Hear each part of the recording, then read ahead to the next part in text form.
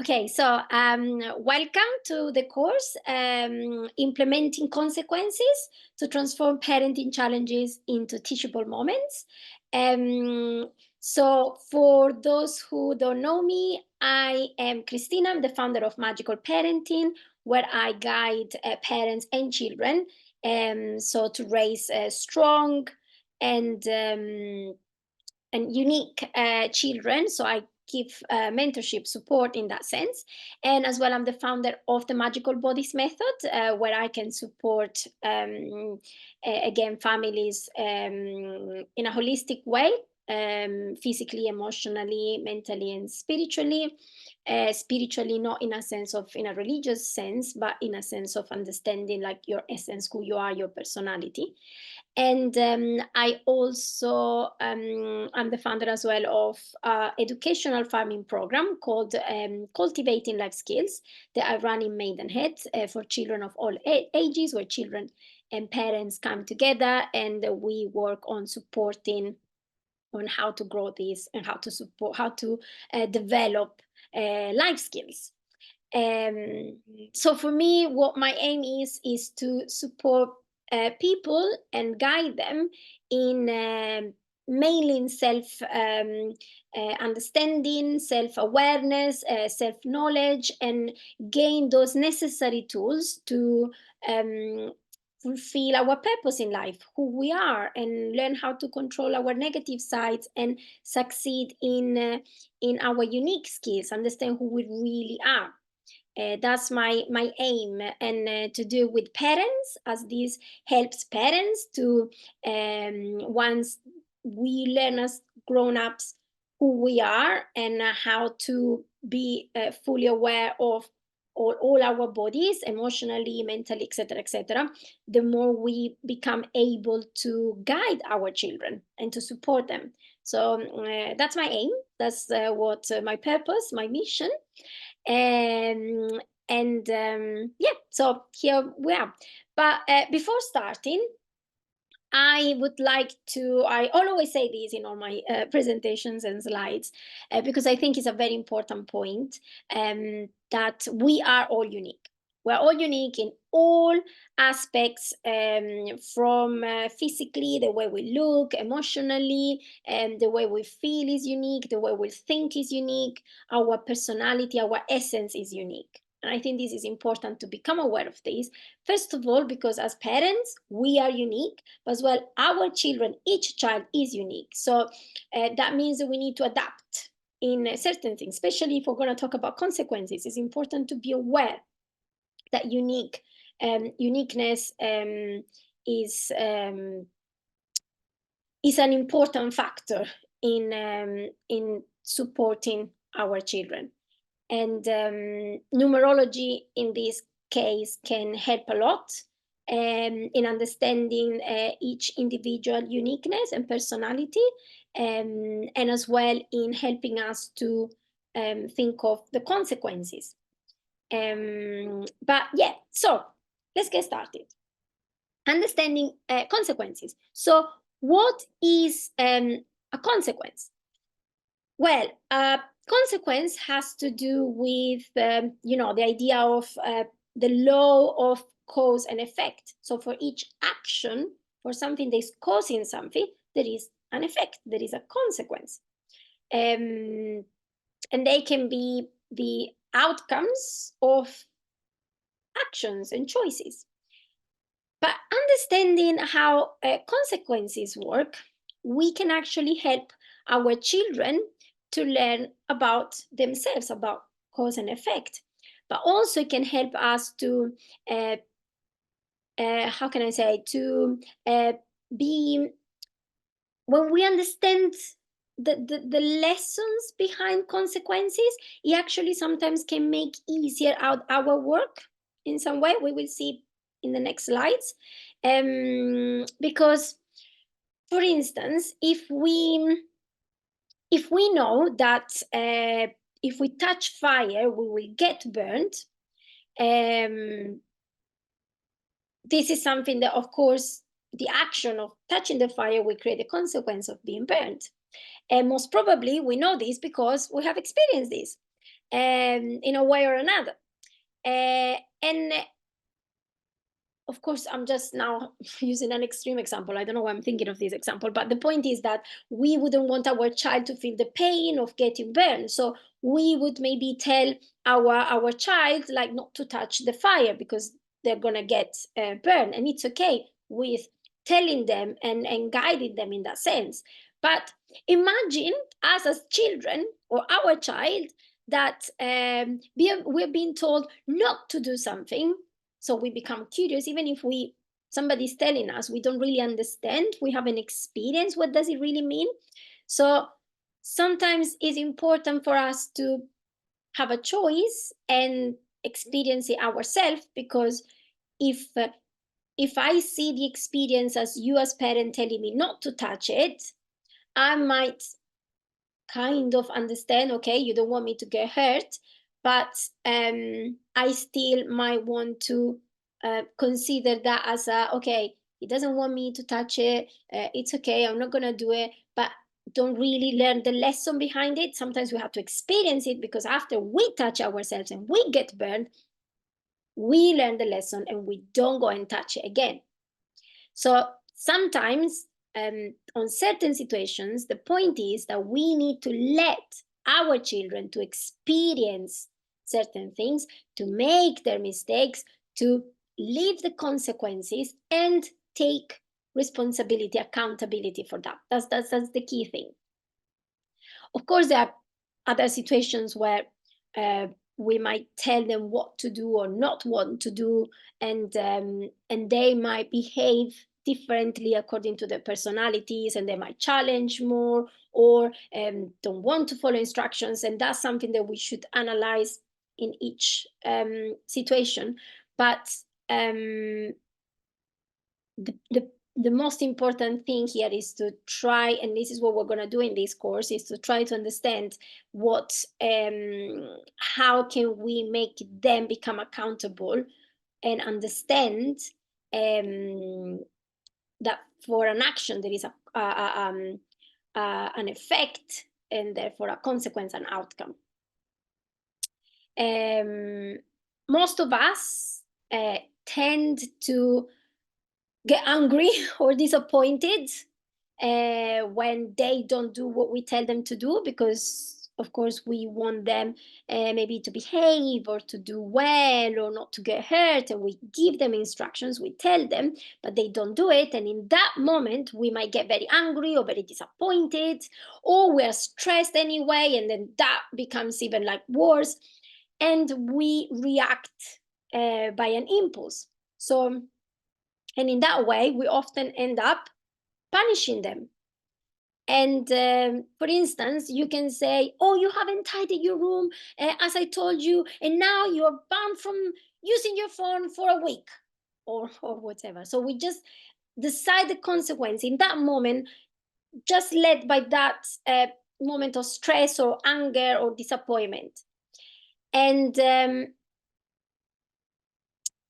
most of the time, thinking of consequences in that way is not really a good thing, because sometimes we might, because we're angry, we might want to take away something for them that they love the most, because in some way we feel hurt, or we think that not understanding, and they have to pay for it, and then we want to almost hurt them, like taking away what they really want so they understand. But that's not the way to really learn the lesson, and I'm going to show you. So, and I know this is very common, but hopefully this new awareness will help you in the future. And also, often we tend to do this because that's the way we're being raised. Because mostly, most of us were being, yeah, our parents have done that to us. So why not getting into that pattern of doing it ourselves as well? Especially if we're not, if it's in a moment of impulse. So.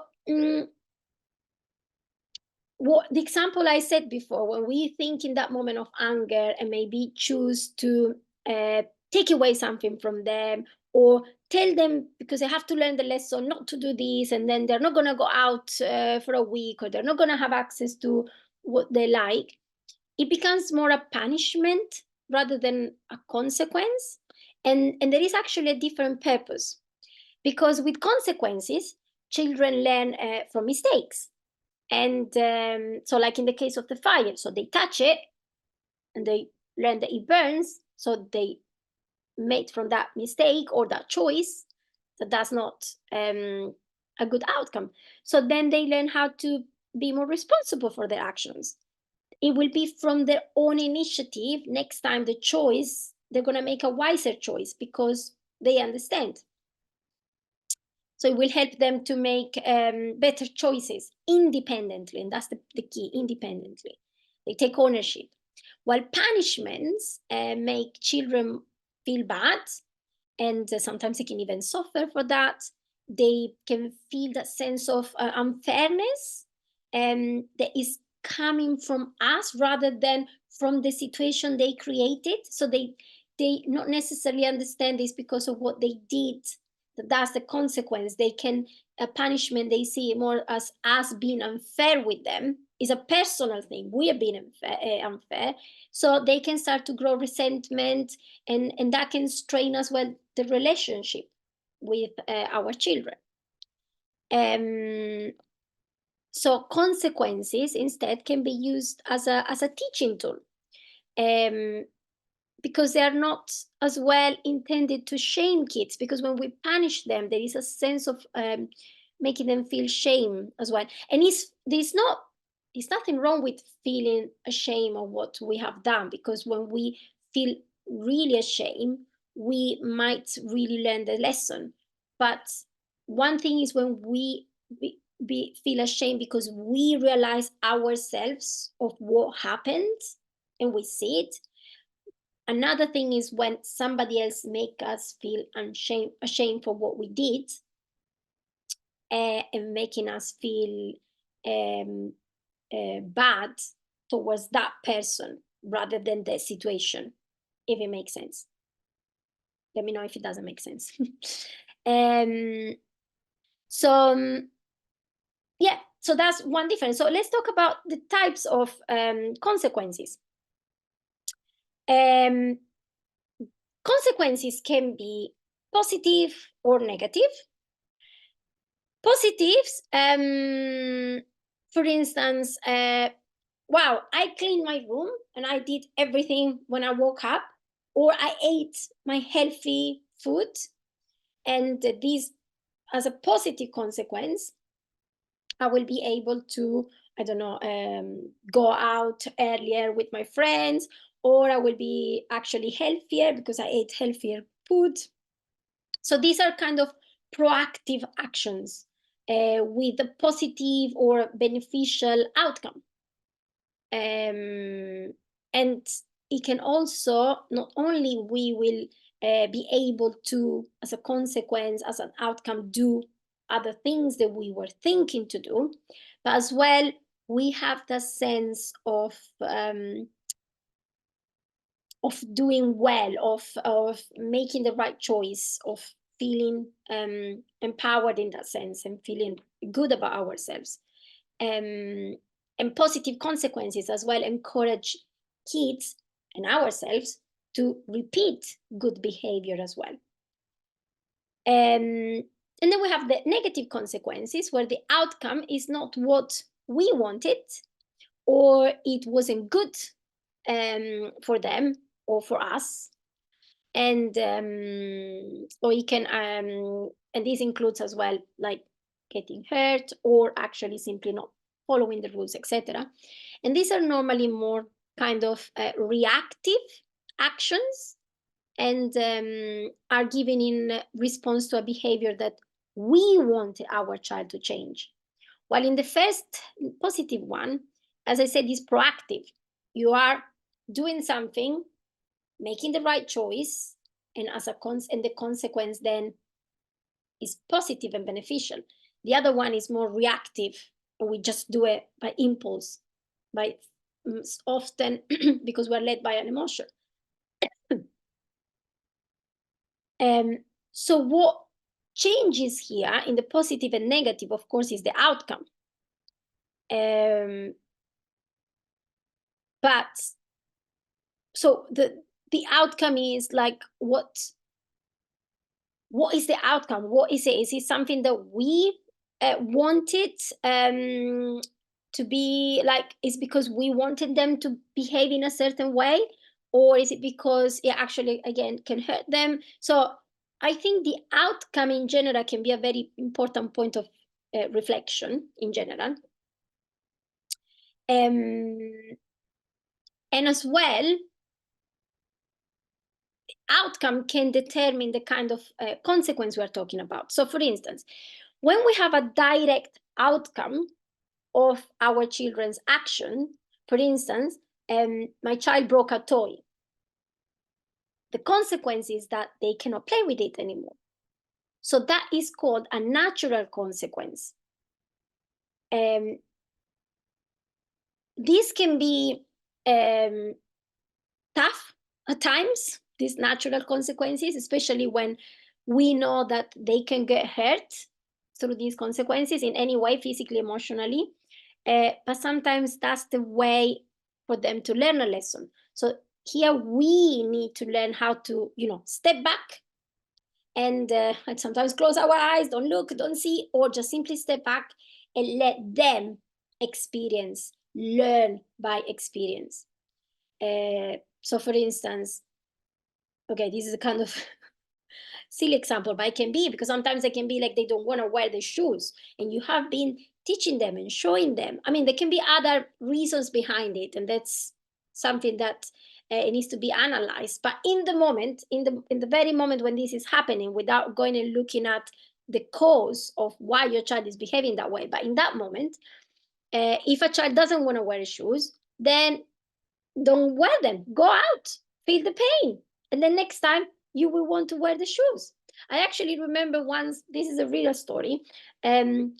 My sister, she loved being with no shoes outdoors. And my mom used to tell us both, guys, you have to wear your shoes. You're going to get hurt because, outside there are like stones and stuff. And my sister still went out with no shoes. And then one day, she actually had a cut on her foot.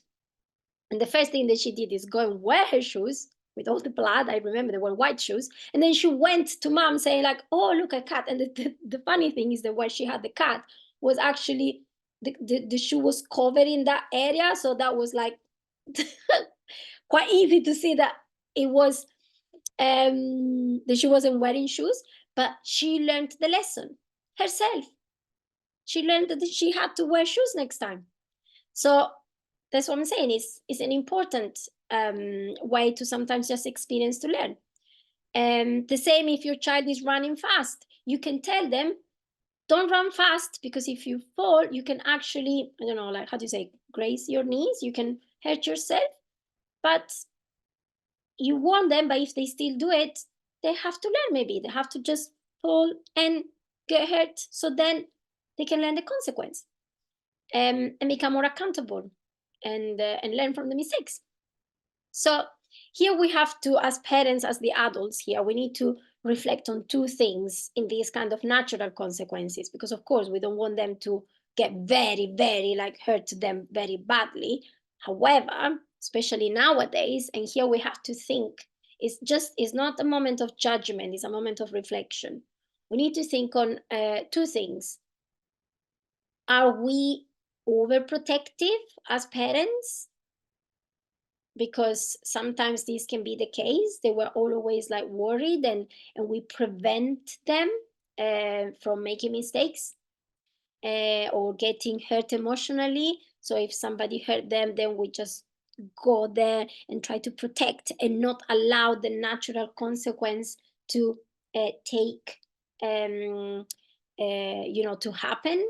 And these can be actually quite create negative effects because mistakes and experiences are important. We as parents, we need to see and understand the purpose of mistakes. Mistakes are great teachers. If we prevent our children from making mistakes, we're actually not supporting them in building important skills to become strong, to become resilient, to become wiser. So we have to reflect on that. If we are being overprotective, if we are being, if we're not allowing them to make mistakes and and and and cover, like sugar coating a situation, because that's not. Sometimes it has to be tough. That's the way we learn. If you want to be tough, if we want to have tough children and strong, they have to go through certain experiences and go through them and learn from them.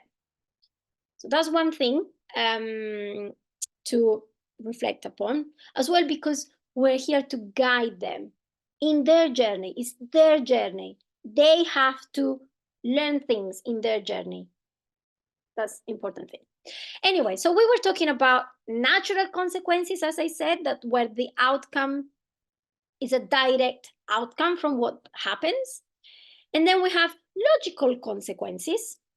And these are the ones that we impose on our children, but because logical means that they should be related to that specific behavior.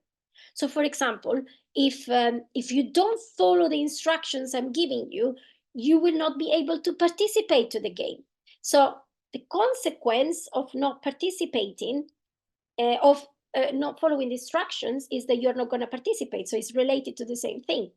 If you don't complete your chores, then you will have less time or no time to do your preferred activities of today, because that time that you are spending on not doing your chores and completing and taking ownership of your responsibilities is taking time from the rest of the things that we're going to do today, for instance.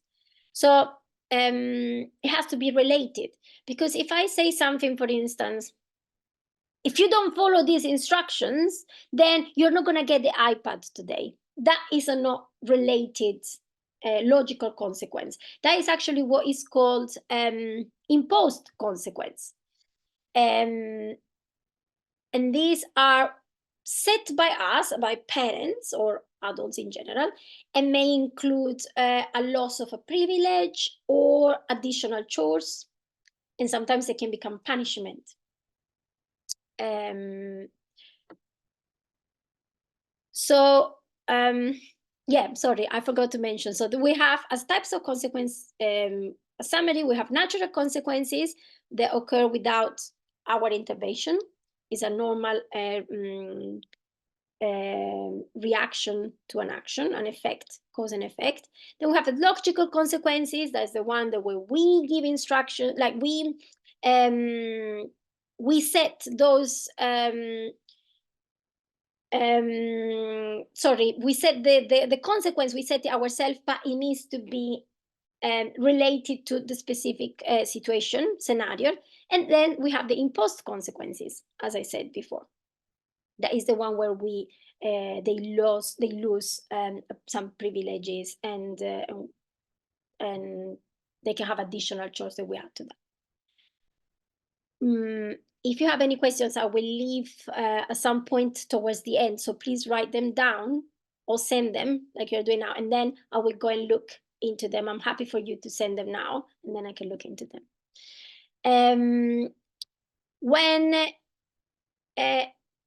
Okay, so what we're going to do now, here is important when we are I'm going to consider two kinds of things. One is when we actually are implementing the consequence in the moment, when something has just happened, okay? And we're going to talk about how to prevent things from happening. So when implementing it in that moment, that, I don't know, our child is not listening or is misbehaving or is challenging us, etc., what is important is that when we think of a consequence, this is very, very important, we need to do it from a calm state. We shouldn't think of consequences when we are angry or upset or stressed. Maybe if it's important or necessary, we take some deep breaths. Maybe we have to take some time to think about it and come away 1 second from the situation. because it's important not to act by an impulse, because is normally is not good in many ways, because we can give a wrong kind of consequence. There's no real good learning. We can actually be hurting them because we feel hurt, or we're not going to be consistent because we don't think of something realistic, etc., etc. So we always have to be in a state of calmness. We need to be able to think, to reflect, to ponder on what consequence we can use. And think in that moment, don't take it personal what your child is doing. Your child is learning, is behaving, is testing boundaries, etc., etc. So don't take it personal. Just step back from it. Honestly, I'm really literally saying breathe, because breathing, the act of breathing, can help us to keep the emotion at bay and be able to think, to get into what is called the executive mode. I talk about this in one of my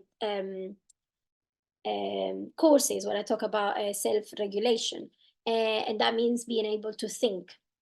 And when we think, we're able to, be strategic. Then we can think: is this can it be here a natural consequence? Do I really have to interfere? Because, for instance, in the case of my sister with the shoes, there was no point for my mom to add more to it and say, oh, I can see you cut yourself, now you're not gonna go out again for a week.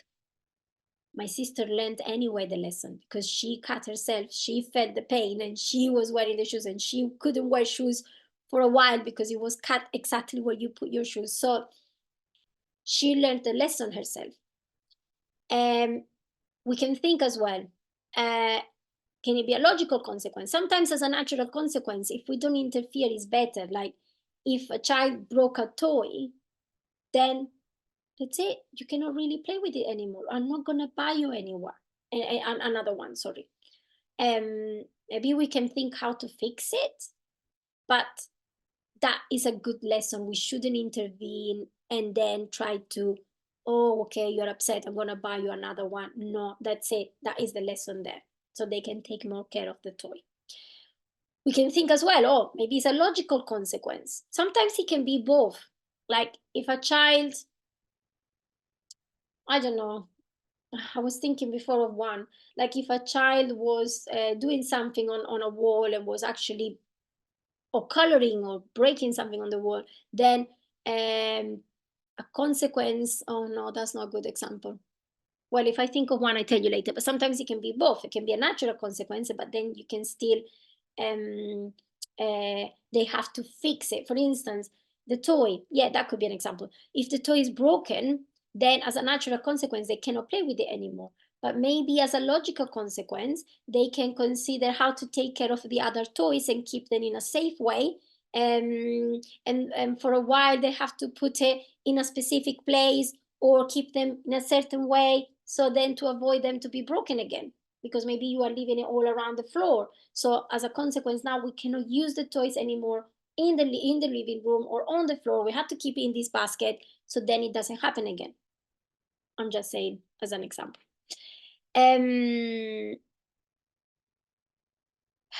Let me see. Oh, another thing important, depending on the child's age, maybe from 4 or 5 years old upwards, you can use as well your child's problem solving skills to rectify the problem and to prevent future situations to occur again.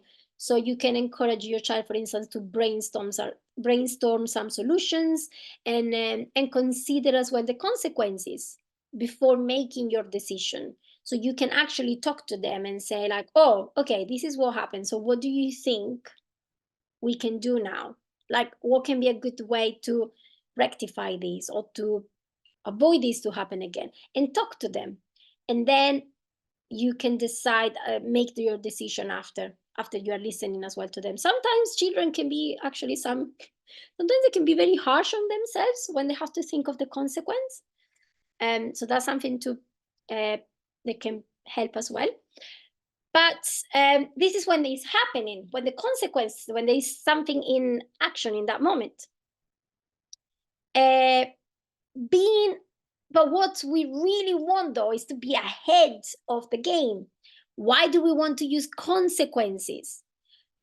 Because, of course, we want them to listen, or we want them to do well, or to do right choices, or to behave, or to learn lessons, etc., etc. But believe it or not, there are many cases where we can prevent these consequences. We can help them to behave in advance and make the right choices in advance. And therefore, we don't have to implement consequences.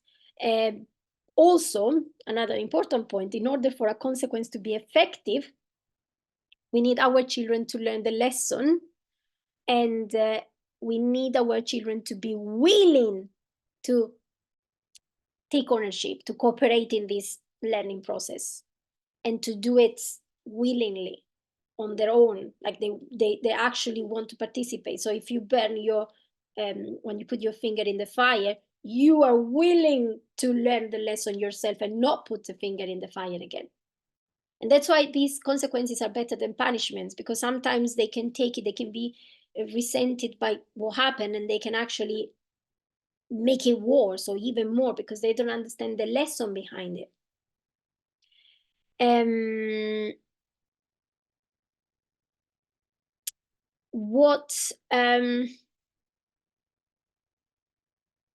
So there are some tools here that we can be very helpful in making our children listen to us and to avoid certain outcomes. And but one thing I want here now again to reflect upon is that sometimes the reason why we can prevent children to behave in a certain way, or children actually start to change that kind of behavior, is because us as adults, we maybe are not being very good at managing the situation well in the first place. So sometimes it's us that we need to change a bit some behaviors that triggers or that make things happen as a consequence, and we're not aware of it. We don't do it on purpose. Sometimes we don't do it intentionally, otherwise we wouldn't do it. But sometimes it's just simply a matter of looking and changing something that we're doing, and our child will start to behave in a certain way. Just a little thing to think about. So what are these tools that we can use and that we can think of, or strategies that we can put in place if we're not doing it already? One is setting clear expectations. So we need to establish clear rules and expectations. It's like you're playing in a board game, like in the image here in the slide. You need to know the rules. You need to know what is expected from you, from the players, from everyone, because then you know how to play. Sometimes the problem with certain behaviors with children is because they don't know what we expect from them. And this is not something just silly, it's an important thing. So what are the rules in whatever is the situation? What are the rules? Do they really know what you expect from them? What is expected?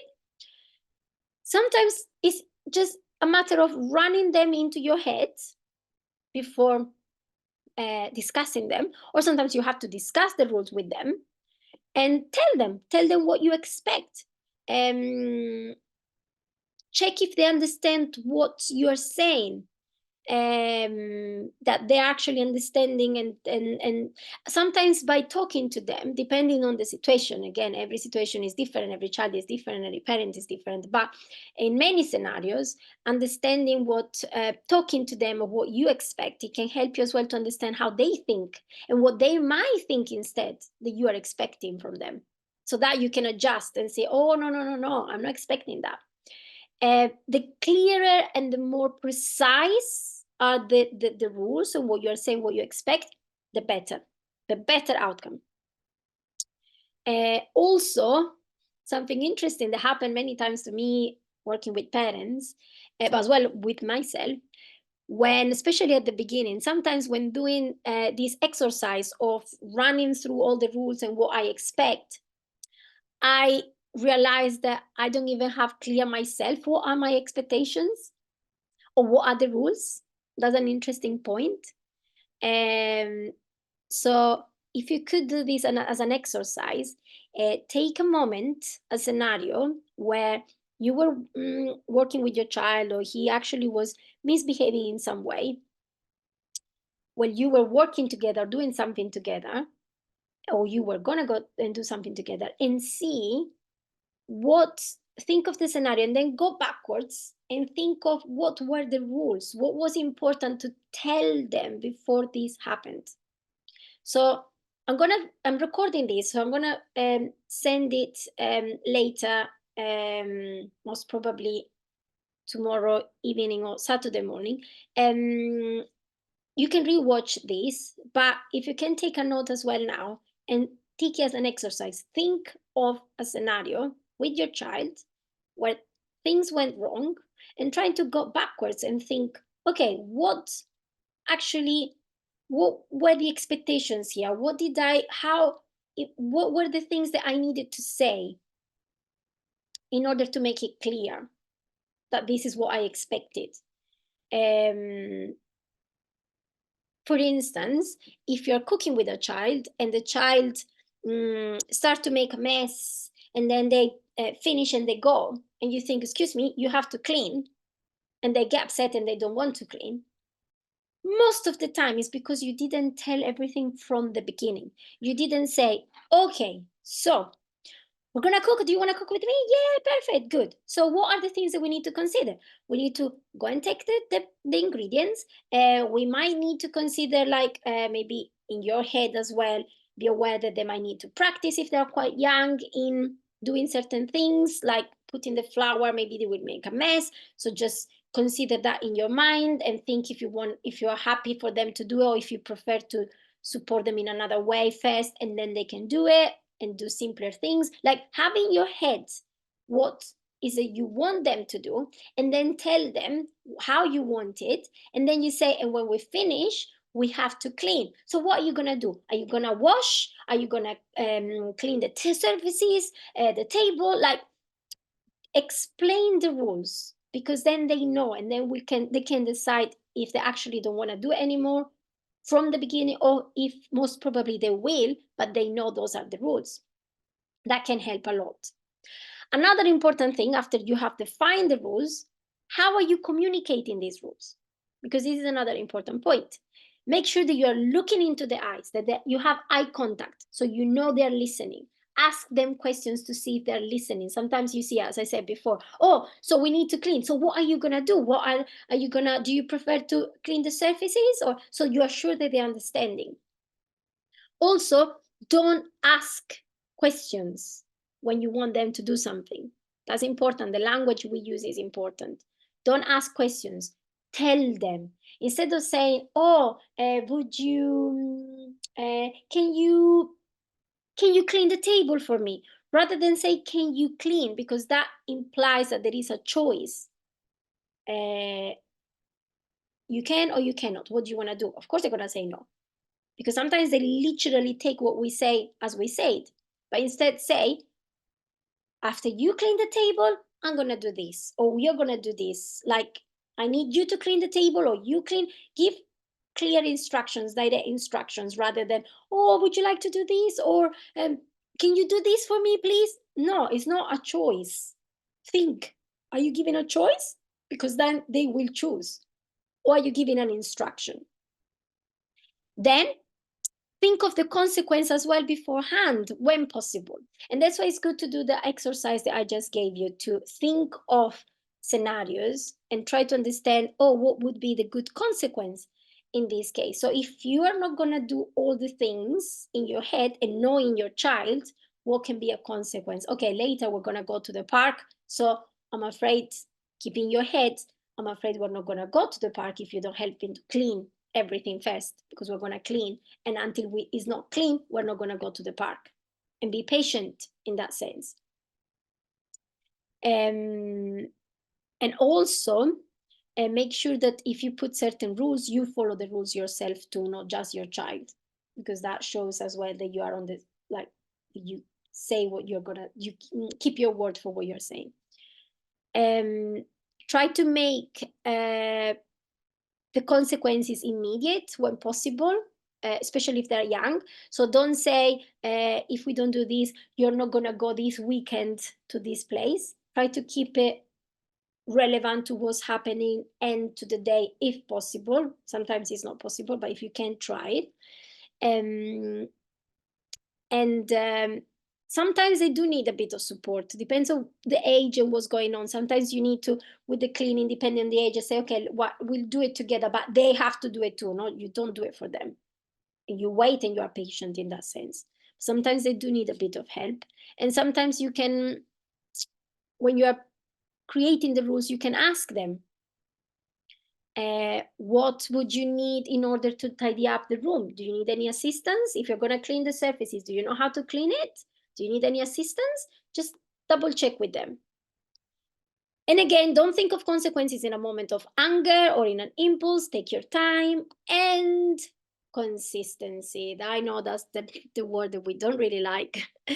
But whatever we say we're going to do, be consistent. That's why we don't have to do in a moment of anger, because we need to do what we say we're going to do. That's important. Otherwise, they're not going to believe us anymore. We lose our power. So it's important. So how can we be consistent? In order to be consistent, we need to set clear goals of what we want them to learn, or what, like, we need to really understand what is the lesson, what is the value of what we want them to learn. Because when we understand it fully in our head, what is it that we want them to learn, it's easier for us to be consistent. So it's important, even when we're going to do, like, I don't know, you need to exercises, or you're going to go on a diet or whatever, when you have clear in your head and in your soul, in your emotionally speaking, mentally speaking, you are all in one in the value and why you need to do it, and you believe it, you understand it fully, it's easier to be consistent. So even in this, teaching a lesson is easier. So have your clear goals in your head. That's why it's good to think about situations before. Be realistic in whatever consequence you think you're going to use. They have to be realistic, they have to be feasible, and not exaggerated, like not bigger than what they actually have to learn. You have to prepare yourself, and that's why you have to think of scenarios. The more you do it, the more you train yourself. No, it's like you're learning how to swim. The more you learn, you train yourself, the better you become at swimming. The same is in this case. So you need to practice. You need to be patient and forgive as well yourself when you make a mistake. It's fine. You're learning as well. Not a problem. But practice and have clear goals and realistic, and think of realistic consequences. Another thing can help as well is positive reinforcement. And this can help as well shaping behavior. So, and this is a kind of prevention kind of thing. So you can use as strategies to incorporate rewards or praise to reinforce the desired behavior, and help them in wanted to do well more. So for instance, you can catch your child being good at something, so then you can offer a specific praise. Don't just like, oh, well done. Just explain what it is that they learned, rather than just say well done. Just what it is that they learned. When they, for instance, if they follow the rules, like in that case, that if you're not following the rules, you're not going to participate. So you see, like, oh wow, you follow the rules and now you are participating. Like, how do you see this? What do you think? Like, what happens when we actually make the right choices? How did you feel? Like, did you have fun? You see? So, like, reflect, help them to reflect on the fact that they did well. Sometimes we do need to say, uh, like, well done, but I'm not a big fan of just praising just for praising, is because it's important to explain why. And I'm not a fan of praise in general just because uh, they can become motivated by external factors, by us rather than internal. But sometimes we do need to praise though. So try to focus more on what was the lesson they learned and why they making the right choice. What is the benefit of making the right choice? Um, I'm just checking if I'm missing something. Mm, yeah, more or less. I was writing here not an example, if they're sharing toys. Although with sharing toys actually is more when they're children, when they're young, when they are like before 3 years old. Children don't really have the ability to understand others and the importance of sharing because they're very self-centered. It's normal because they haven't developed certain skills as well, like in their mind, like cognitive skills, and awareness of social behaviors. That's why they start around at the age of 3 to understand, oh, I have a friend, that's my best friend. So sharing is not uh, an easy thing to understand for a child when he's younger than 3. But as an example, if your child is a bit older and they're starting to learn about sharing, and they actually share the toys, that could be a moment to talk about like the positive consequence of sharing the toys, and make them think of what happened and how they felt and how the other person felt and they had fun time, etc., etc. um, Problem solving skills. So if consequences are more related to conflicts, so if children are actually more um, like the problem is because there is a conflict between siblings or friends, and therefore their behavior, uh, they have certain behavior as a consequence. The ideal in this case, rather than just give a consequence, is actually to prevent this by teaching them how to solve conflicts on their own. And this is good to start to teach them since they are 3 years old. There is a good approach, they is called the high scope approach, with 6 steps for conflict resolution. And normally, what is good to do when two siblings are arguing or two children are having arguing over something, doesn't matter the age, this is valid for all ages, is to uh, approach the situation calmly always, because we need to be strategic. You need to be able to think there are other ways as well and reasons why we need to be calm, but I this is not the course for that. I talk about this in other courses, but it's important to be calm with our voice so the child can start to mirror our voice and behave in the same way, and get on the children's level. So if they are young, go down to your knees so they can see your eyes, and use gentle voice even if they're arguing, and try to remain neutral. So that's the first step. The second step is to acknowledge the different feelings involved. So actually, you can say, I can see that you are upset, or you look upset, and you look upset too. So in that moment, you are acknowledging their feelings, or I can see you're angry, or I can see this. And then try to gather all the information. That's the third step. So you can ask, like, but what's the problem? What happened? And you ask to one child, and then you ask to the other child. So they tell you what's the problem and listen to both versions.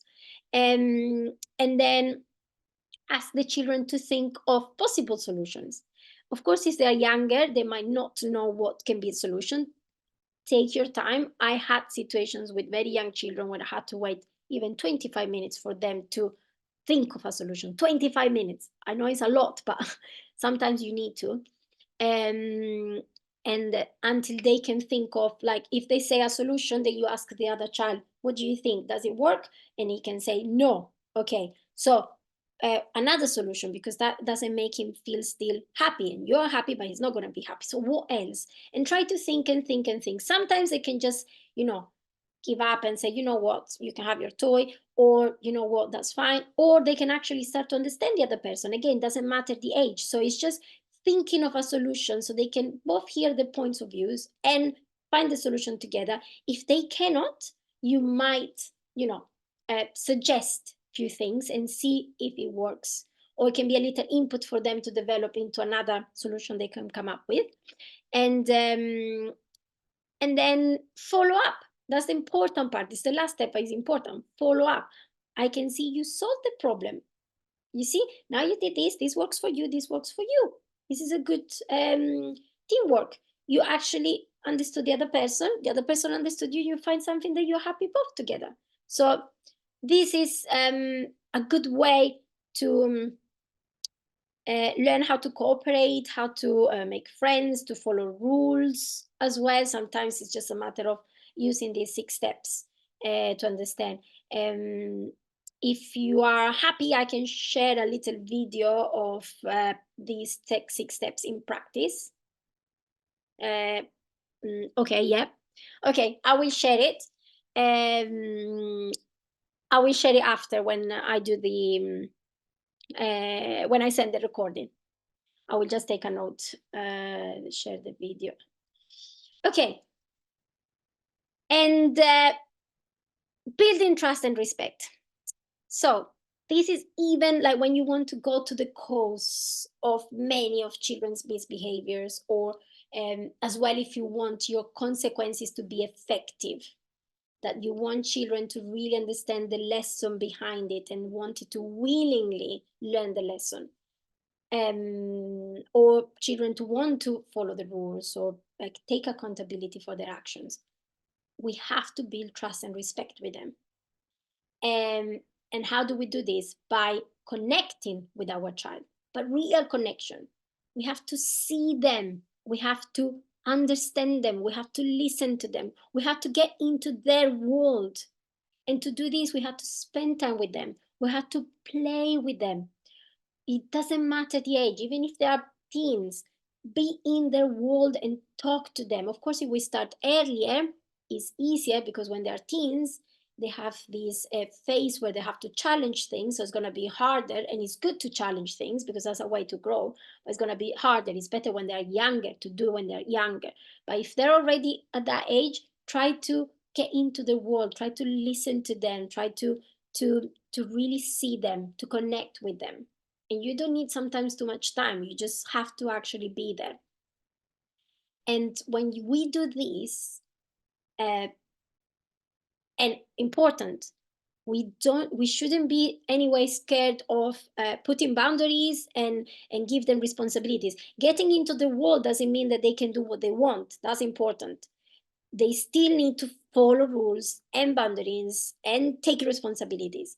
And actually they need it, they want it, they need it deep inside, they all need it. So try to connect with them and give them responsibilities and listen to them and treat them like if they were adults, even if they're children, because that is the way for them to feel special, to be respected, to be heard. And when they feel special, they never want to disappoint us. They because we are special to them. They want to make us happy. They want them to they will really feel ashamed when they do something wrong, they make a wrong choice. And being ashamed in that way is good, because then they will really try to do everything to learn the lesson and don't make the same mistake. And that's a way for them to become responsible. So the real cause of many children's misbehavior is actually comes from the fact that we are not building, we don't have a strong connection with them. We think we might, but we don't. And the strong connection, again, is not just about being in the world, but as well making sure that they have boundaries and responsibilities. So it's using both in that way. One more thing that can help us greatly with understanding better our child, connecting with them, and supporting them and guiding them is by with the use of numerology. And this can be, I know some of you already know about this and we've been talking about that, but for the ones that they don't know, numerology is an ancient science, occult science, that helps to understand who we are, and the energy. So through our date of birth, we come out with some numbers, and through those numbers, we can, it's like they create kind of archetypes, and we kind of vibrate on the same energy of those archetypes, the positives and the negative sides. So by understanding those numbers, then, and those archetypes, we can understand more what help us to thrive, what are our natural skills, and what are our tendencies, positives and negatives. And that can be a very amazing, powerful, and great tool to understand ourselves and our children, therefore support them better. I have a little kind of leaflet, it's for free, that you can download by signing into the my newsletter. The newsletter is once a month, so it's I don't bombard people, and I just share a few things of what's going on, upcoming events and courses, and you can unsubscribe anytime, anyway. But you can download this guide. Can be actually, it's quite useful. It's a brief one, but it shows you how to calculate one of the numbers, the most important one, although there are more numbers that we need to consider to have a bigger picture. But it gives practical as well examples and ideas of what to support and what to try to avoid, or how to keep under control certain characteristics of your child that come from the archetype. So when I send the recording, I will put as well the link to subscribe, and therefore to get the guide. If any of you has already subscribed and would like to have anyway the guide, let me know and I can send it to you, no problem. Okay, so do you have any questions? We will still talk about a few things after. We're going to discuss about some scenarios. So if you want to discuss your questions now, please do. And then we go through the scenarios, or we can go to the scenarios after, whatever is easier for you. I'm not going to record your questions because then we can see each other and we can talk as well about particular things, personal things. I'm happy, no problem at all. But please, yeah, let me know if you have any questions. Yes. Okay. So before going to the scenarios, I have an offer today. I normally have an offer every time when we at the end of a session.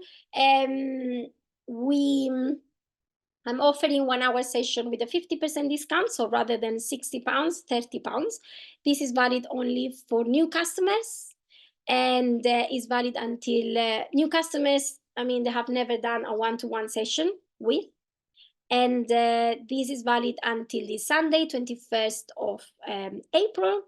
And if you just use the code consequences at the checkout on my page, so if you go onto my page and go into the ad hoc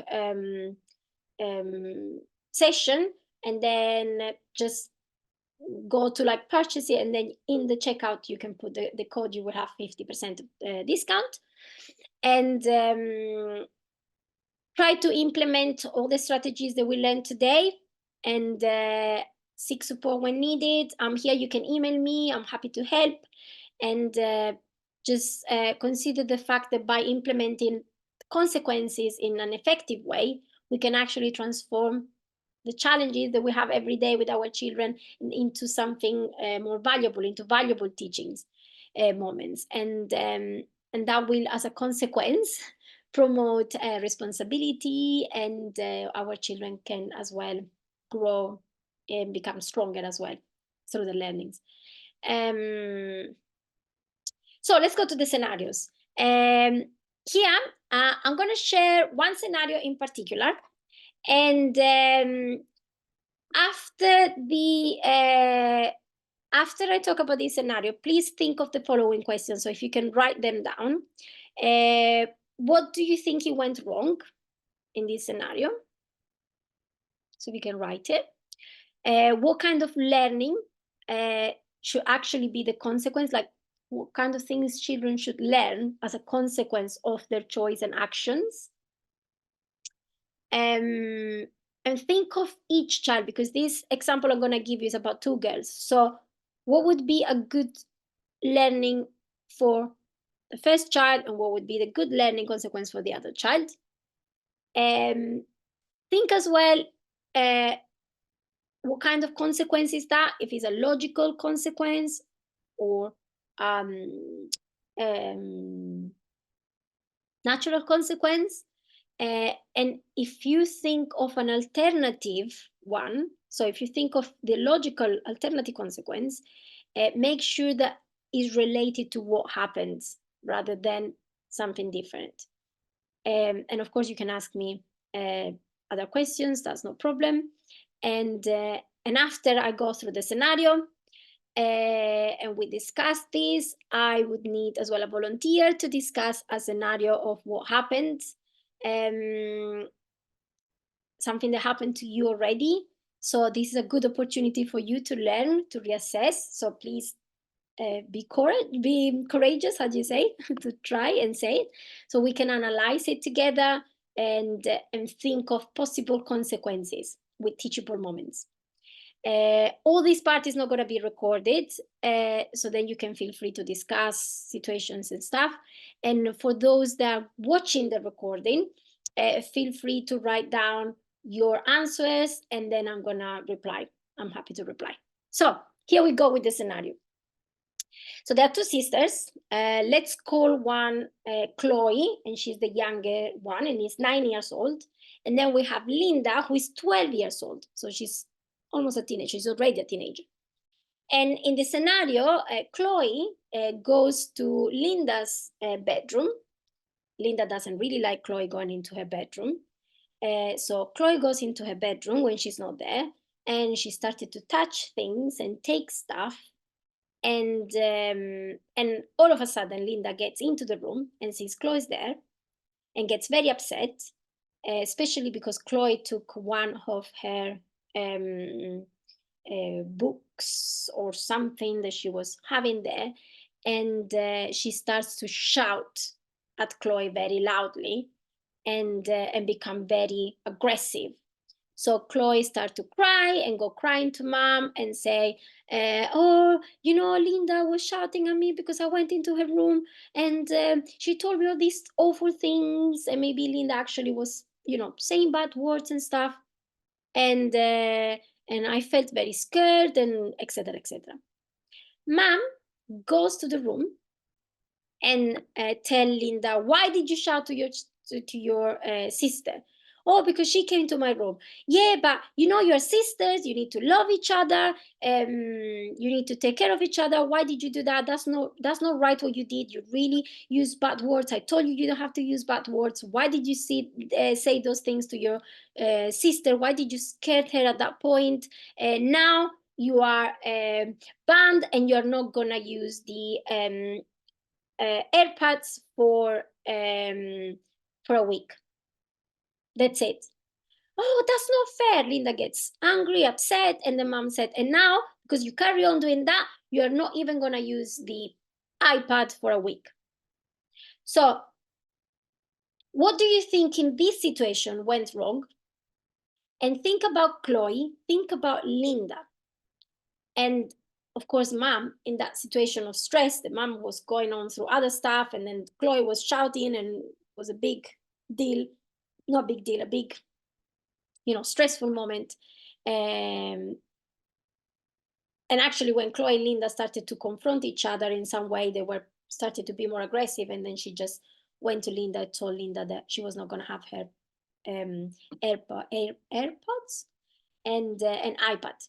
So think of the questions I asked you. What did it go wrong? what should be the consequence here, like a logical consequence. Is that okay, that consequence that was given? Think of the learning that would be important for both, um, for their choices and actions for each one. Think of Chloe and think of Linda, and ask any questions.